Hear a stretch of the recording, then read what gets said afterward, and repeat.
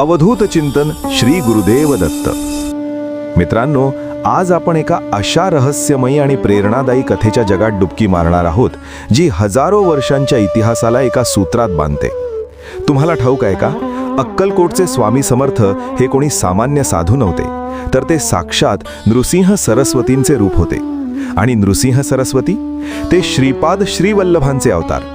हे सर्व दत्त संप्रदायाचे गहन रहस्य आहे, ज्यात मी पुन्हा येईन हे वचन एका अद्भुत साखळीप्रमाणे पसरले आहे. 3 प्रमुख अवतार, पण आत्मा मात्र एकच, दत्तात्रेयाचा. हा व्हिडिओ तुम्हाला दत्त भक्तीच्या नव्या उंचीवर घेऊन जाईल. मी ही कथा संकलित करताना खूप अभ्यास केला. तुमचा एक लाईक माझ्यासाठी प्रोत्साहन असेल. कमेंटमध्ये श्री गुरुदेव दत्त लिखायला विसरू नका आणि चॅनल सबस्क्राईब करून घ्या अशा आध्यात्मिक कथांसाठी. कथेची सुरुवात होते ती प्राचीन काळापासून, जेव्हा भारताच्या भूमीवर देवदेवतांचे अवतार होत असत. सत्ययुगात चित्रकूटच्या डोंगर रांगा आणि घनदाट जंगलांमध्ये एक आश्रम होता, महर्षी अत्री आणि त्यांच्या पत्नी अनुसूयाचा. अत्री हे ब्रह्मदेवांचे मानसपुत्र, तर अनुसूया ही पतिव्रतेची मूर्ती. तिच्या पतिव्रत्याची चर्चा त्रिदेवांच्या पत्नींपर्यंत, सरस्वती, लक्ष्मी आणि पार्वतींपर्यंत पोहोचली. नारद मुनींच्या कथांनी प्रेरित होऊन त्रिदेवींनी त्रिदेवांना अनुसूयाची परीक्षा घ्यायला सांगितले.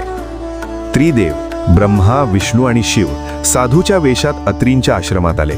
अत्री स्नानासाठी बाहेर गेले असताना अनुसूया एकटीच होती. साधूंनी भिक्षा मागितली, पण एक विचित्र अट ठेवली: निर्वस्त्र होऊन भोजन वाढा. अनुसूयाला धक्का बसला, पण तिच्या बुद्धीने आणि तपाने तिने एक युक्ती काढली.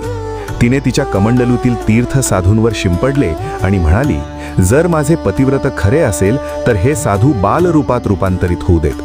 चमत्कार झाला. त्रिदेव लहान बाळे झाले. अनुसूया आईप्रमाणे त्यांना दूध पाजले, लाड केले. त्रिदेवींना कळले आणि त्या अनुसूयाकडे आल्या. त्यांचे पतींना परत मागितले. अनुसूयाने सहमती दर्शवली, पण त्रिदेवांनी आशीर्वाद दिला, आमचा एकत्रित अंश तुझ्या पुत्ररूपात जन्मेल. अशा रीतीने दत्तात्रेयांचा जन्म झाला. ब्रह्मा, विष्णू, शिव यांचे संयुक्त रूप. दत्तगुरु गिरनार पर्वतावर तप करून जगभर भ्रमण करू लागले, भक्तांना मार्गदर्शन करत. काळ पुढे सरकला. कलियुगात धर्माची हानी होत असताना दत्तगुरूंनी पुन्हा अवतार घ्यायचे ठरवले. आंध्र प्रदेशातील पिठापूर गावात अप्पलराज आणि सुमती या दाम्पत्याला दत्ताने आशीर्वाद दिला. एका महालय अमावस्येला सुमतीने नियम मोडून एका यतीला, म्हणजे दत्ताच्या मुपातील, भोजन वाढले. प्रसन्न होऊन यती म्हणाला, मी तुझ्या पोटी जन्म घेईन. गणेश चतुर्थीला श्रीपाद श्रीवल्लभ जन्मले. त्यांचे पायांवर शंख चक्र चिन्हे होती. श्रीपाद वाढले. 7व्या वर्षी मुंज झाली आणि ते वेद पठण करू लागले. 16व्या वर्षी लग्नाच्या चर्चेवर ते म्हणाले, माझे लग्न वैराग्याशी आहे. त्यांनी अपंग भावांना स्पर्शाने बरे केले आणि घर सोडले. कुरवपूरमध्ये वास्तव्य करून अनेक लीला दाखवल्या. एका भक्त धोब्याला ते म्हणाले, पुढच्या जन्मी तू राजा होशील, मी भेटेन. अश्विन वद्य द्वादशीला ते कृष्णा नदीत जलसमाधी घेऊन गुप्त झाले, वचन देत, मी पुन्हा येईन नृसिंह सरस्वती म्हणून. वर्षे उलटली. महाराष्ट्रातील कारंजा गावात नरहरी जन्मला. तो बोलत नव्हता, फक्त ओम म्हणत असे. मुंजीच्या वेळी आईच्या भिक्षेने त्याचे मौन तुटले आणि तो वेद पठण करू लागला. तो म्हणाला, मी संन्यास घेण्यासाठी जन्मलो. 8व्या वर्षी घर सोडले.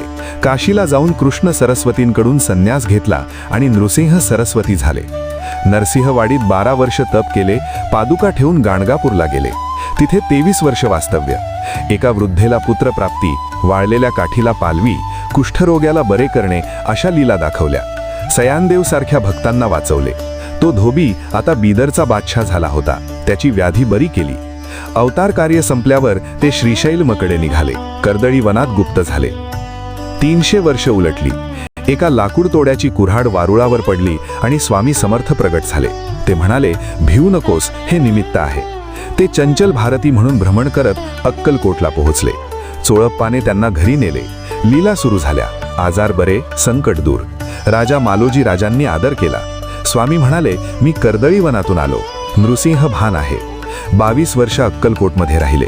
भिवू नकोस, मी तुझ्या पाठीशी आहे, हे वचन दिले. 1878 मध्ये महासमाधी घेतली.